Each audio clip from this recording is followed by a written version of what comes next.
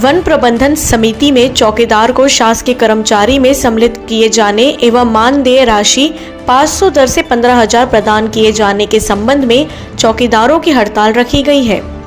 One मंडल दक्षिण कोंडागांव में one प्रबंधन समिति के चुने गए चौकीदार पदस्थ हैं। सभी चौकीदार कर्मचारी को शासकीय कर्मचारी में शामिल किया जाए।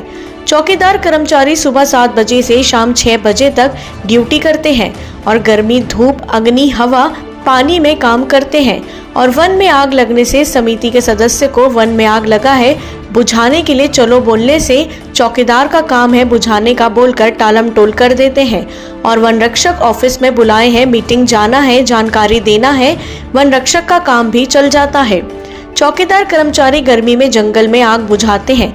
चौकीदारों के काम को देखते हुए वन प्रबंधन समिति में नियुक्त चौकीदार कर्मचारी को शासकीय कर्मचारी में शामिल किया जाए और मानदेय ₹500 दर अनुसार राशि ₹15,000 प्रदान की जाए। माखड़ी से रोशन सेन की रिपोर्ट। एक दिन का धरना प्रदर्शन हम लोग किए और हमारे भुगतान के लिए डीओ साहब को हमने ज्ञापन सौंपा है।